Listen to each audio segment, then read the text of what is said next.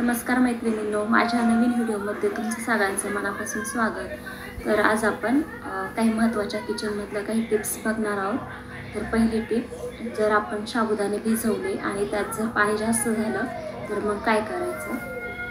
तर पाणी जर जास्त झालं साबुदाण्यामध्ये तर एका चाळणीत ते साबुदाणे ओतून घ्यायचे आणि पाणी निथळल्यावर एका कॉटनच्या कपड्यावर ते फॅन खाली पसरून ठेवायचे।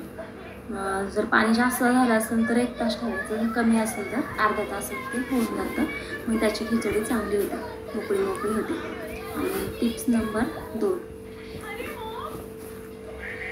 नंबर 2, जर आपल्याला पनीरची भाजी करायची पण वेळ नाही आहे, मग अशा वेळी काय करायचं। डाळ भाताचा आपण जेव्हा कुकर लावतो, कांदा टोमॅटो कापायला वेळ नाही मिळत, मग अशा वेळी डाळ भात जेव्हा लावतो तेव्हाच एका डब्यामध्ये कांदा कट करून 2-4 फोडी करायच्या मोठ्या आणि टोमॅटो पण तसंच कट करायचा।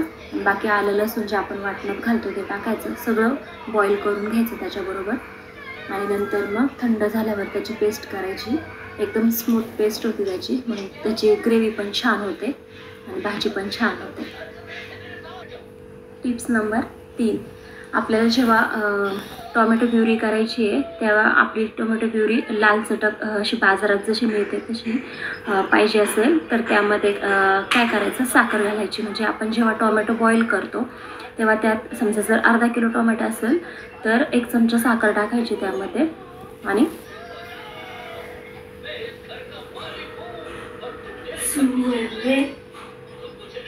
एक चमचा साखर टाकायची त्याच्यात आणि ते बॉईल करायचे टोमॅटो गरम पाण्यामध्ये।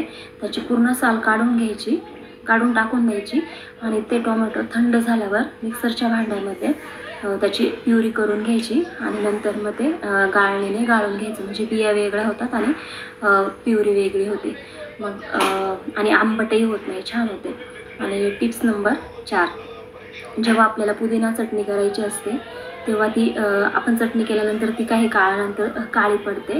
मग अशा वेळी काय करायचं, आपण जेव्हा चटणी बनवतो मिक्सरमध्ये पुदिन्याची तेव्हा आपण त्याच्यात थंड पाणी किंवा मग बर्फाचे तुकडे घालू शकतो, मग त्याने चटणीचा कलर बदलत नाही, हिरवी तशीच राहते।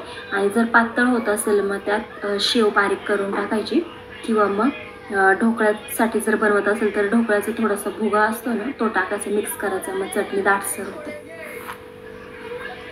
आणि अजून एक टिप्स आहे आल्याची, तर आलं जास्त वेळ राहत नाही, मग काय करायचं, जेव्हा आपण बाजारातून आलं आणतो तेव्हा त्याला खूप माती असते, मग ते स्वच्छ पाण्याने धुवून घ्यायचं, 1 तासभर उन्हाला ठेवायचं, वाळून घ्यायचं, थोडंसं जास्त पण नाही वाळवायचं आणि ते मग कॉटनच्या कपड्याने चांगलं कोरडं करून घ्यायचं, मग फ्रीजमध्ये ठेवायचं, कॅरीबॅगमध्ये पण ठेवायचं नाही, असंच डब्यात ठेवायचं।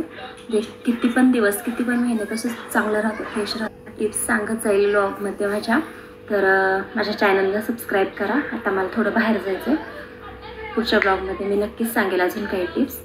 Bye bye.